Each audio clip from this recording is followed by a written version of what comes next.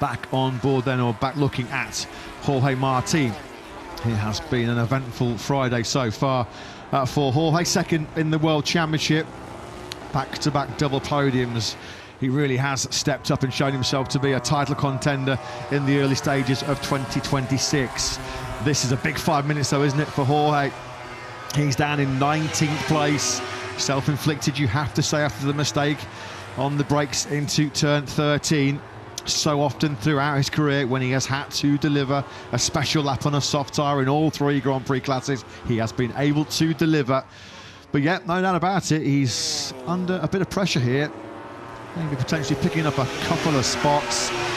Shot that was there. I mean, elbow on the tarmac going through at the Alex Crivier corner. Your third gear through there, about 200 kilometres an hour, and the guy's dragging his elbow on the tarmac. Out of the final corner, we pick up the number 89. Where is this going to take the Spanish rider then? Over the line he goes, up to 12th. He's got 4 minutes then to find himself into Q2. Agura's found speed though. He's up to third on a 36.4, so only a quarter of a second between those two Aprilias, but some 10 places between them. That's how close it is behind Alex Marquez, at least, who's got nearly 6/10 over the lot of them.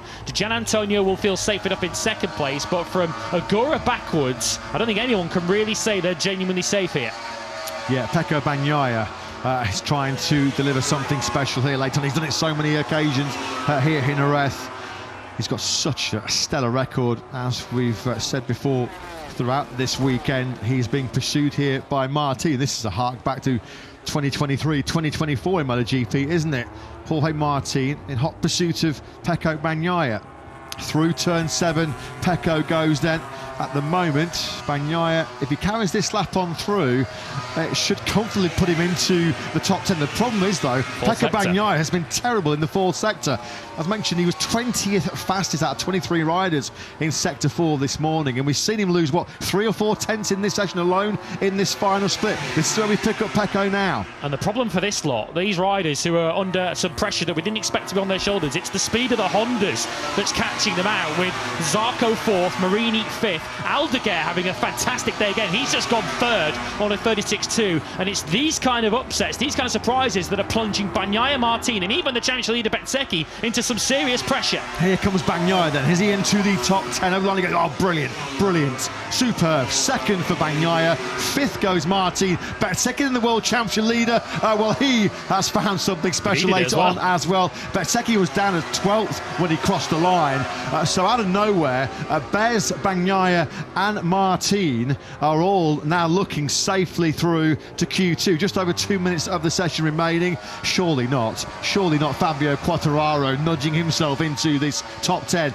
This would be once again something right out of the top draw from the Frenchman. Over the line he goes, up into P15, a 136.752 from Fabio Quartararo.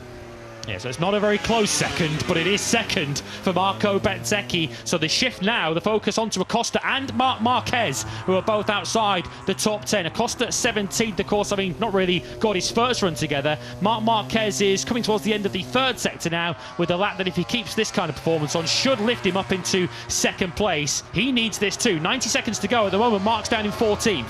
What about Acosta, third in the World Championship? He was saying yesterday he felt like this was a big opportunity for KTM to break Aprilia's domination so far in 2026. Acosta then, this is now or never.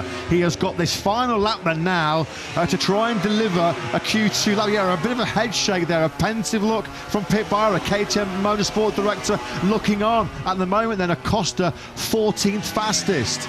Marc Marquez does lift himself up into third place. That's the end of his session as he runs on at turn 1. And it's not like it's KTM that's struggling, because Bastianini is still up there in 9th place. Agura now takes 4th, so it's Ducati Aprilia inside the top 4. Bastianini's now been relegated down to 10th place, just ahead of Mir. Gian Antonio back into second place. It's changing with every sector.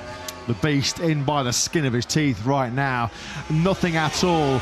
Less than 300s between Enea and Mir. Then there's only 200s between Mir and Zarco. 5,000th then between Zarco and Marini. Those trio of Hondas, 11th, 12th and 13th respectively. Brad Binder, well, he could be dishing out some late punishment here for fellow KTM rider Bastianini. Binder, nothing really going for Acosta, although is there? Can he find something super special in this final sector? Both have had a poor third sector. That third sector has been Pedro Acosta's kryptonite so far on this Friday afternoon, and the checkered flag is now out, so it is all on this final sector, and it's going to take a special final sector to keep Acosta in the top 10 here.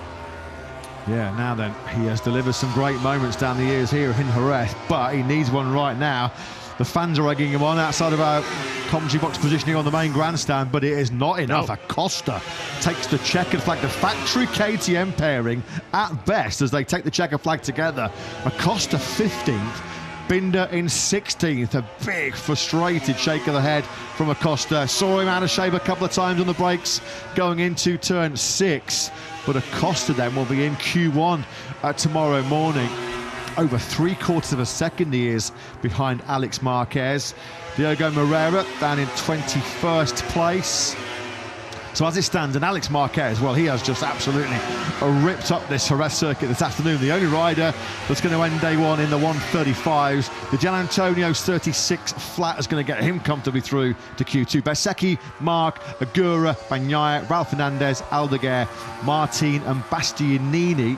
It looks like, well, they are. That's your top 10. Moreira not going to be making any kind of threat. So you have to give massive credit to Alex Marquez, who's been struggling on the GP26 so far this season, but his love affair with Jerez continues. Brilliant by Ayagura, who was as low as 19th this morning on the timesheets, and brilliant by both Bagnaia and Martin after big crashes at turn 1 and turn 13 respectively in the early part of that session. One bike at their disposal. Bagnaia and Martin do get themselves into Q2. Yeah, the Honda Challenge just ran out of steam in the end, didn't it? In those final few minutes. Mir 11th, Zarco 12th, Marini 13th. They were just nudged out in those final minutes, and in the end, largely the top 10 we would have expected, with the notable exception of Pedro Acosta. It is 5 Ducatis, the 4 Aprilias, save for Savadori, of course, the wild card, and 1 KTM through. But that 1 KTM is Enea Bastianini, not Pedro Acosta. I think we just saw the onboard there. I think Marco Bezzecchi just gesturing to Alex Marquez. Slow down a bit, mate. Calm down. Give us a chance. Bezzecchi's 136.210 was a pretty rapid lap time around Jerez, but he was still over half a second behind Alex Marquez, who has crushed it on day one here in Spain.